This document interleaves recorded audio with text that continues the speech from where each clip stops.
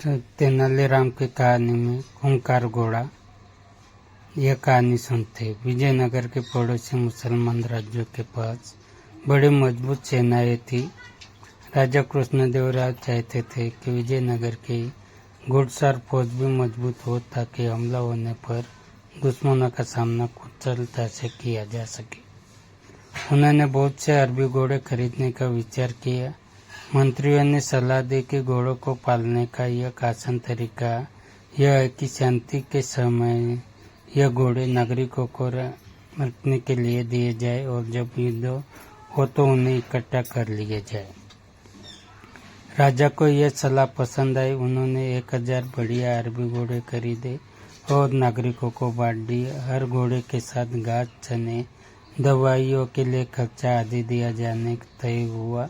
यह फैसला किया गया कि हर 3 महीने के बाद घोड़ों की जांच की जाएगी। तेनालीराम ने एक घोड़ा मांगा तो उसको भी एक घोड़ा मिल गया। तेनालीराम घोड़े को मिलने वाला सारा खर्च हजम कर जाता।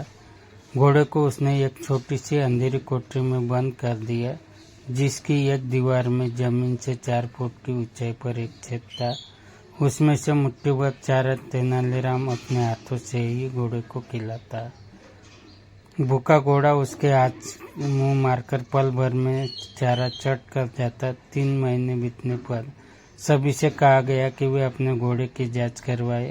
तेनालीराम के अतिरिक्त सभी ने अपने घोड़ों की जांच करवा ली। राजा ने तेनालीराम से पूछा, तुम्हारा घोड़ा कहाँ है? राजा, महाराज, मेरा घोड़ा इतना खूंखार हो गया कि मैं उसे नहीं ला सकता। आप घोड़ों के प्रबंधक को मेरे साथ भेज दीजिए, वही इस घोड़े को ला सकते हैं। तेनालीराम ने कहा, घोड़ों का प्रबंधक जिसकी दाढ़ी मूछें के रंग तेनालीराम के साथ चल पड़ा।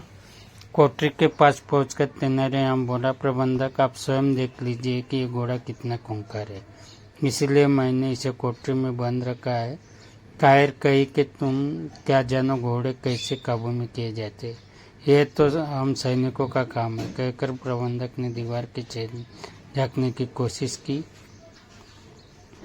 सबसे पहले उसकी दाढ़ी छेद में पहुंची। उधर भूखे घोड़े ने समझा कि उसका चारा आ गया तो और उसने झपट कर दाढ़ी मुंह में ले ली। प्रबंधक का बुरा हाल था। वह दाढ़ी बाहर खींच रहा था लेकिन घोड़ा कि छोड़ता ही न था। प्रबंधक दर्द के मारे जोर से चिल्लाया। बात राजा तक पहुंची।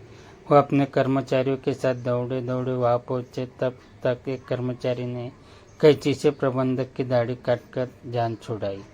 जब सबने कोठरी में जाकर घोड़े को देखा तो उसके आश्चर्य का ठिकाना न रहा। वह तो हड्डियों का केवल एक ढांचा भर रह गया था। क्रोध से उबलते हुए राजा ने पूछा, तुम इतने दिन तक इस बेचारे पशु को भूखा मारते रहे? महाराज, भूखा रहकर इसका यह हाल है तो इसने प्रबंधक की कीमती दाढ़ी नोच ली।